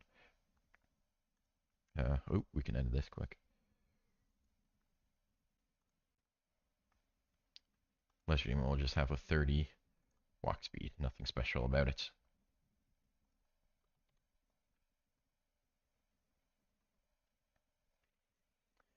All right, so traits for demons.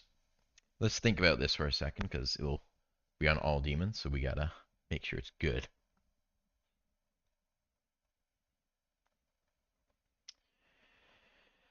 I was gonna say if it's not killed by radiant damage, or it has to be killed by radiant damage, but that means a lot of parties will just literally not be able to kill it if they don't have radiant damage, so we're not gonna do that.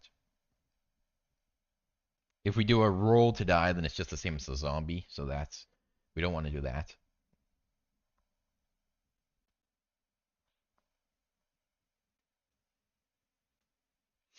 Maybe we just say, like, when the demon dies, it, like,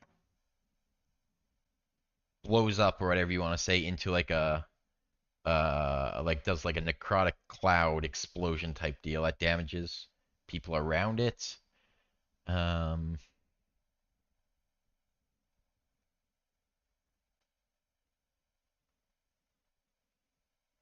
Maybe... What do you guys think? Any suggestions on a trait for a demon? I'm kind of drawing a blank here.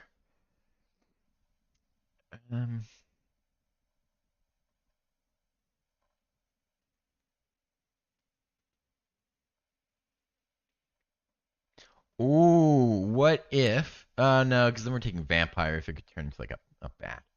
Um,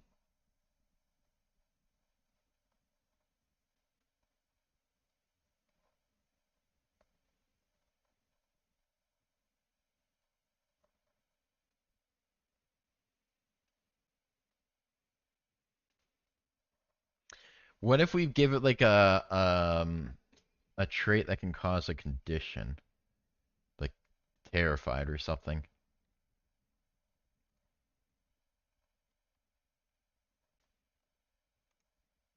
or frightened?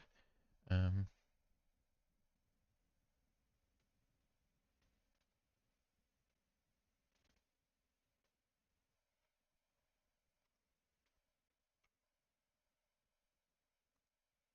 'Cause terrified or frightened isn't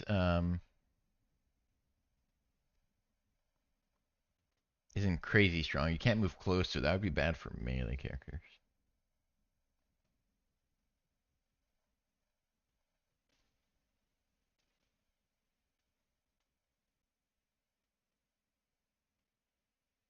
Maybe that's what we'll do. Basically, if let's say if a creature is within 5 feet, maybe 10 feet, whatever. Let's say 5 feet melee distance of the demon,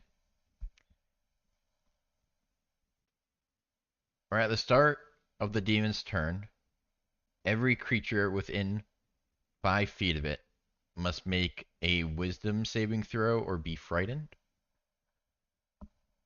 I mean, I think it'd be pretty frightening to see a demon, right? I think that's fair.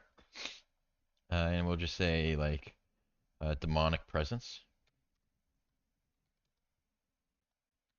Oh,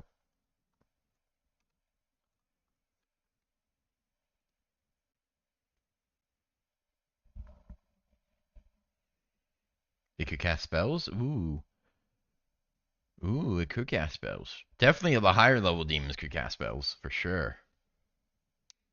Um, this could also. They could. Is there any other challenge rating ones that can cast spells, or are we going crazy here now if we do that?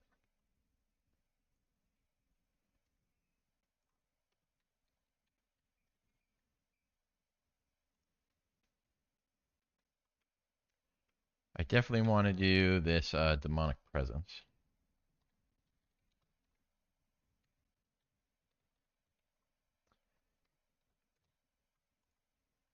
So, um, the start of the lesser demon's turn.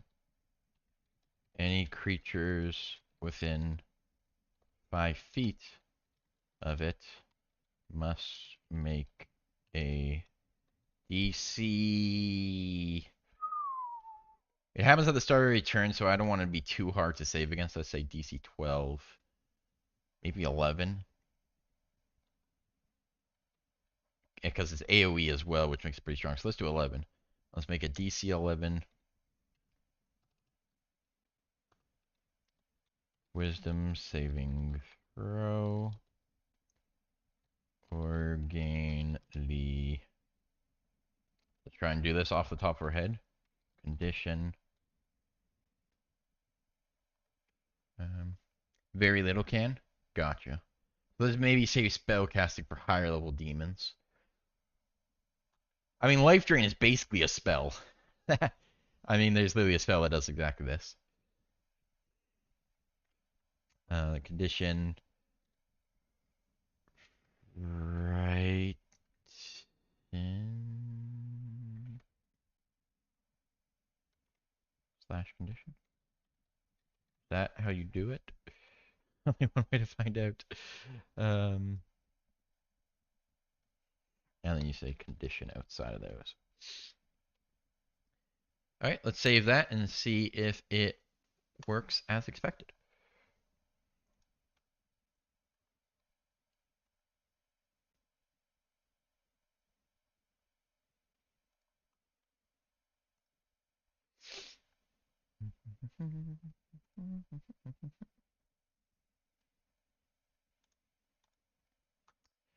I will take these guys out. Oop, oop. Homebrew only. Not monster manual. So demon.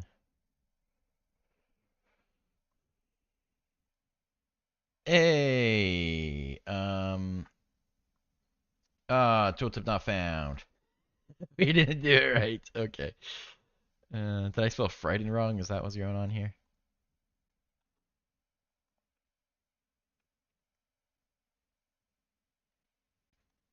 I may have spelled frightened wrong. I'm willing to bet I spelled frightened wrong.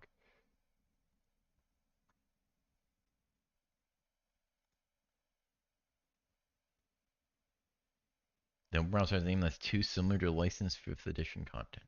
Okay.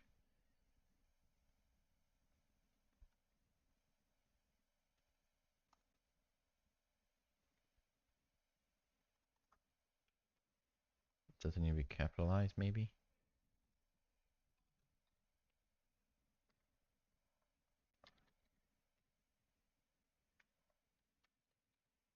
Frightened. There we go. Now let's save this and try again. And hopefully now we get the little frightened tooltip.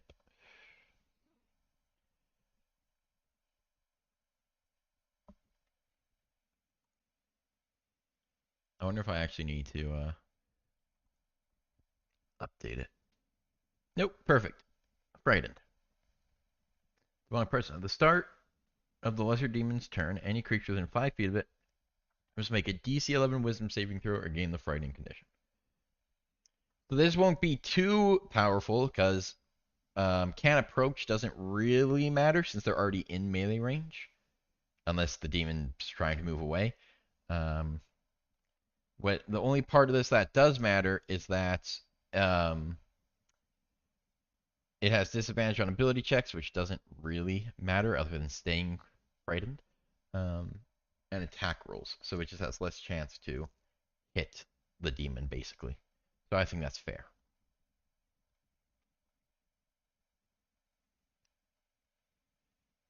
And then just make sure we're getting the appropriate numbers here. +4, 10, +1, 6, +2, 11. Cool, that was a 9. And 7. Perfect. Our lizard demon is created. That's our first CR1 monster.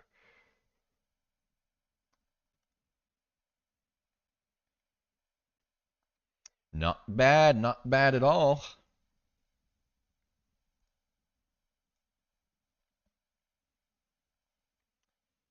Now I'm officially out of ideas again. Back to the drawing board. More ideas needed here. We still don't have like a psychic or thunder or really a pure poison enemy. At least poison past like CR18 or whatever. So we maybe want to look at that.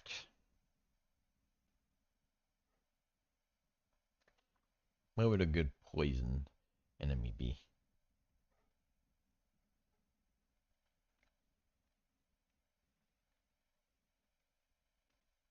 Poison second.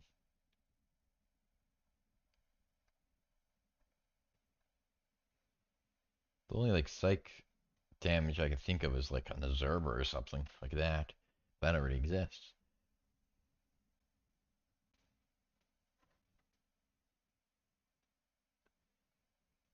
Uh,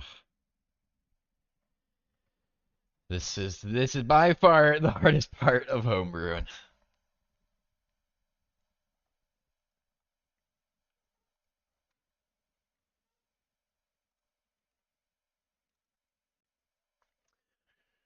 I mean, we can make enemies outside of the poison and thunder and stuff, but I'm trying to think of those because we don't really have those right now. Hmm.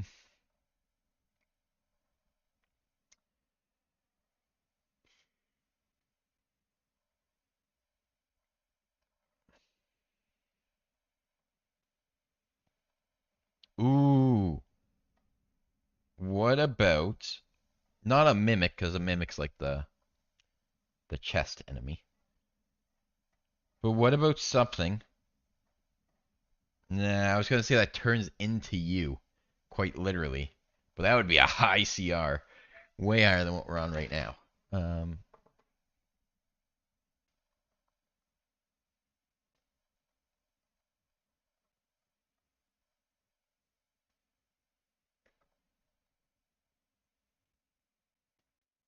Maybe we do something like kind of like a parrot,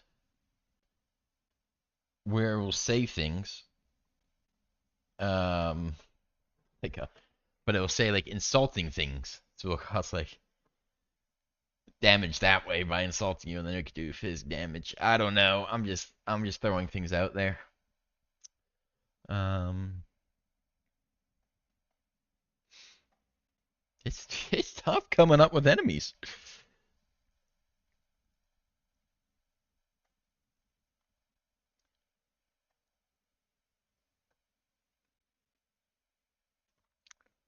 Um,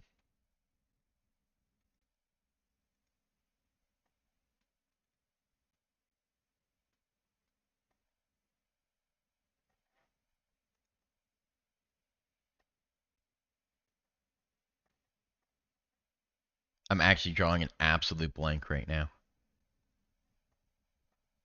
I don't want to rush out not cool enemies.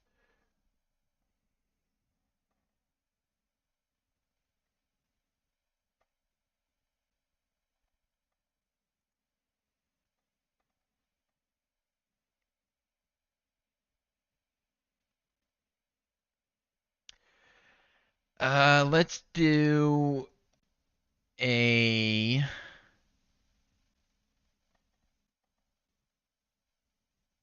the I don't know. We've done all the cool ideas I can think of. Um, it can also be a basic idea. It doesn't need to be an outlandish thing. Now that I think about it, doesn't need to be super cool.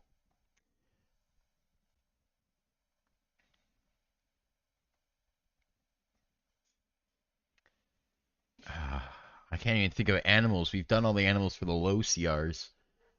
Um, what about a snowman? I know it's similar to the ice cube, but make a dragon type. Ooh, what kind of dragon you thinking of?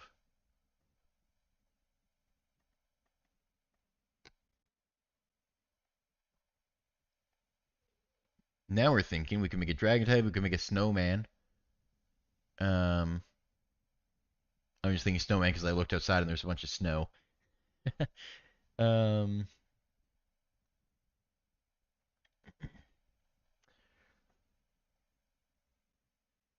honestly, I might be down. I'm out of ideas. I might be down for a snowman, and then we could go make a dragon type. Let's make a snowman. A snowman isn't going to be nearly as complex as an ice cube.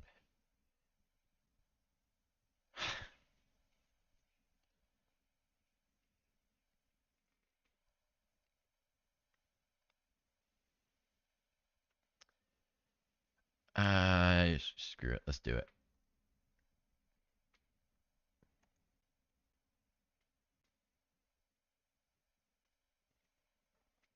We can base it off the ice cube though, because why not? And then this will be our snowman. Um,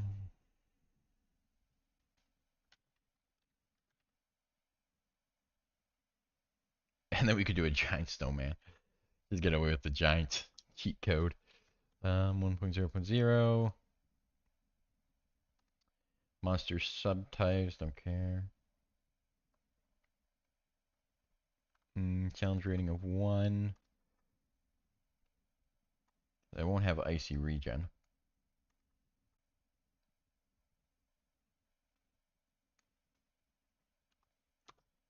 This is probably going to be a more basic enemy.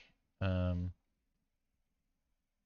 you know what? I'm not going to give it fire vulnerability just because of how basic it is. So I probably should if it's a snowman. Now that I think about it, let's add that back. And then we'll add cold immunity to it. That'll make it a bit more flavorful, since I don't think it's going to have a trait. Oh, you know what? The trait could be if it's actively snowing. So let's say there's, your party's out in the open and it's snowing outside. That the snowman regains health every turn. Mm,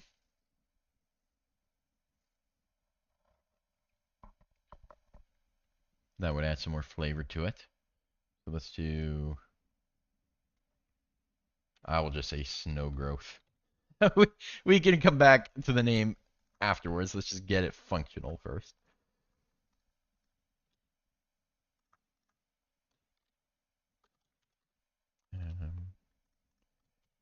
At the start of the snowman's turn, if it if the weather if it is snowing at the start of the snowman's turn, if it is snowing, it regains or it heals for, and then maybe we do a 1d4 for how much it heals. Let's do that. Or rollable. Uh,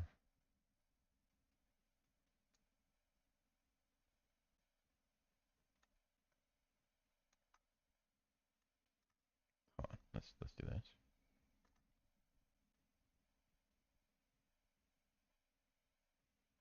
Or maybe we should do this. I've never done a heal before. Now that I think about it, like an actual roll to heal.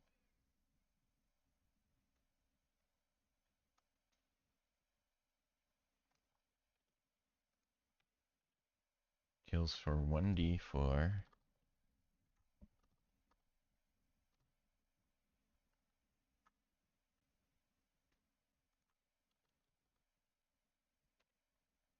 Type heal.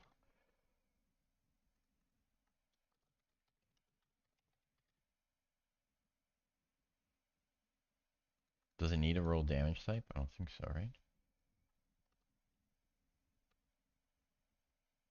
We might need to look up the actual documentation for that if this doesn't work.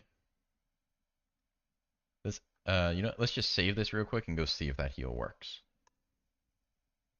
We're kind of guessing right now.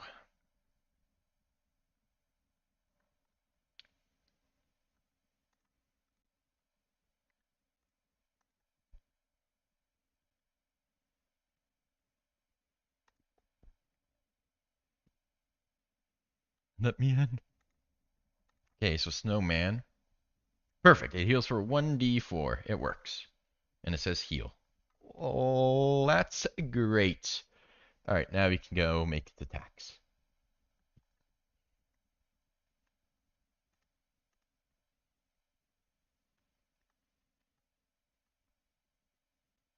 Oops, I went back to encounters instead of my homebrew creations.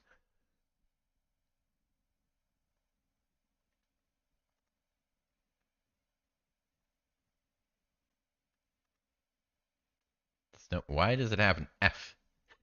Where did that come from? Version F? Okay.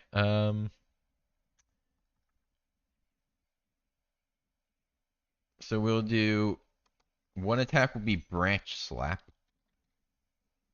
It'll hit it with one of its branch arms. And then the other attack will be a carrot peck or something, where it hits it with the carrot nose. So this is going to be a regular melee attack. Let's just grab this.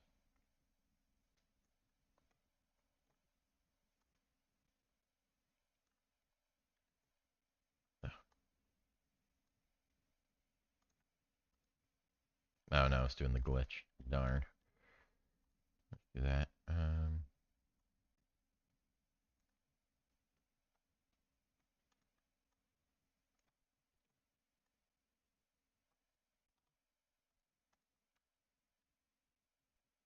There we go. The attack roll +4 is fair. Roll to hit +4. Roll action branch slap. Rollable reach. Move 5 feet. A branch slap. We'll do a 1d. Oops. I'm thinking 1d8. Oh my goodness, why does it keep going down there? Up here. 1d8 plus. No, we're going to do multi-attack. So one of them will do lower damage, easier to hit. One will be high damage, harder to hit. I think the branch slap will be the one that's easier to hit. So I'll actually give this a +5. And then give this a 1d6 +1. And then here, sorry, let me finish this off. 1d6 +1.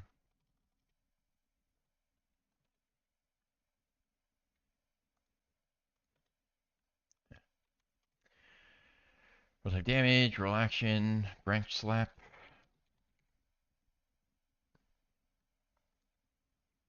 Roll damage will be slash.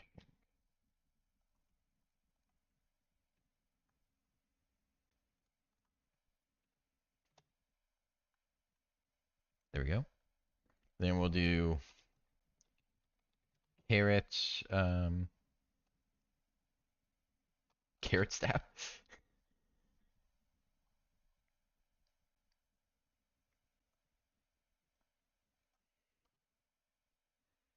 Melee attack roll, +4, +4, and this one will be,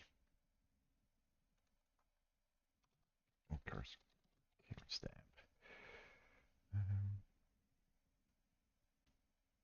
This one will be 1d8 +2, which would put it. Oh, sorry, I gotta fix the averages. This is a 3 average. This is a 5 average. That is actually below most CR1s.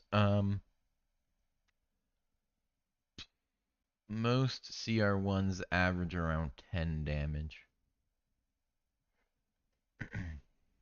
Let's go. Hope you have a good stream, man. All right, man. Appreciate you stopping by. Hope you have a good rest of your day, man.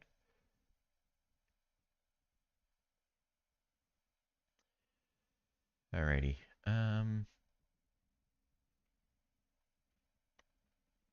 And this will who? Maybe we do. Maybe we just make this a +3. To be honest, that solves our problem.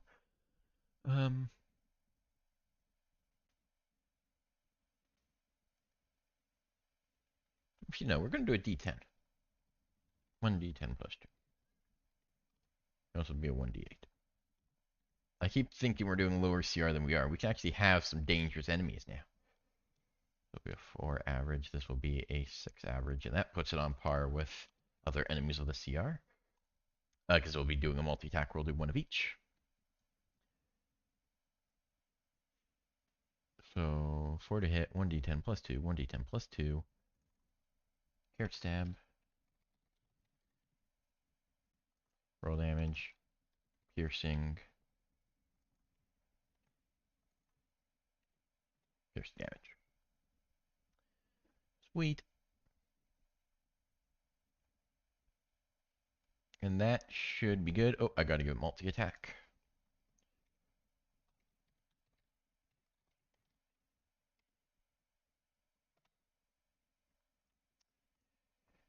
The snowman does 1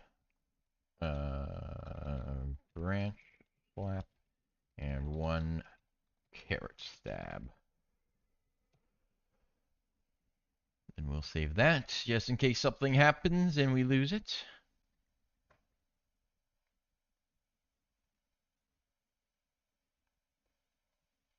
Perfect, perfect.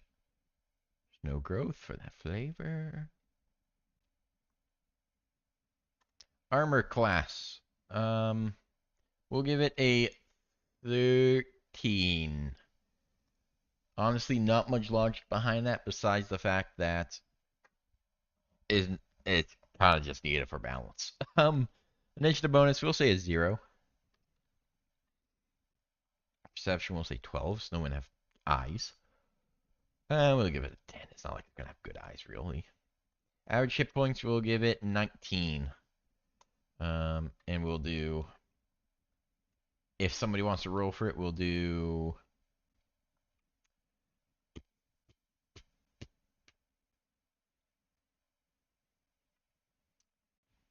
3d12s plus 3 modifier. The snowman's strength, it will be a 10. It has this little branches for arms. Dex score, dex score, we can give it a 6. I mean, it is a snowman. Con, it can be a 13. Intelligence, we'll give it a 4. I think a snowman can have a tiny bit of a brain. Wisdom, I think 6 is just like the basic wisdom score. Charisma, I mean, people love snowmen, right? It's actually going to have like 11 charisma. It'll be immune to cold, vulnerable to fire, and lives in the Arctic.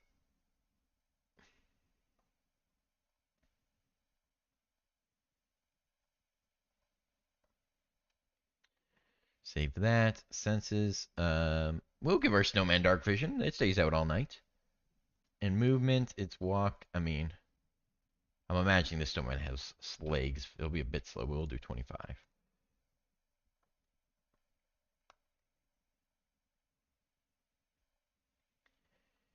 Cool, cool.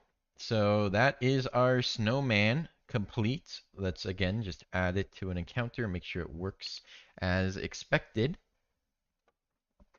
I'm actually really happy with the monsters we've created today. They've been pretty flavorful. So if we look at our snowman, so no growth at the start of the snowman's turn. If it's snowing, heal for 1d4. Bang, 3 health. Branch slap plus 5 to hit. So 6, perfect. There should be a +1, 7, perfect, +4. 9, perfect, and a d10 plus 2. Perfect. Everything's working as expected.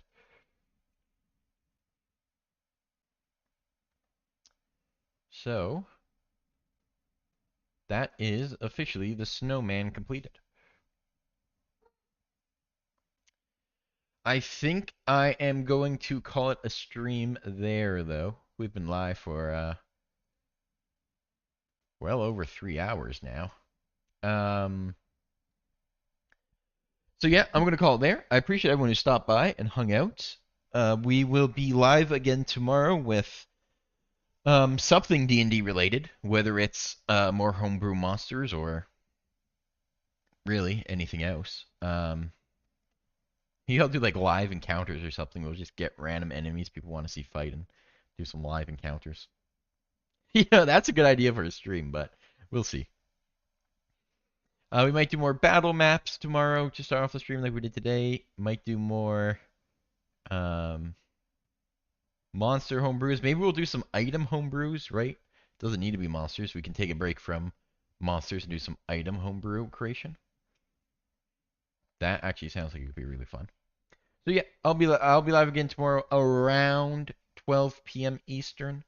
I try to be on for 12 p.m. Eastern, but sometimes I run a bit late. So around 12 p.m. Eastern, I'll be live. We'll be streaming for 3-4 hours.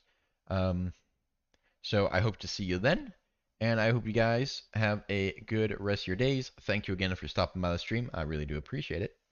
And I will talk to you fine folk tomorrow. Have a good one, guys.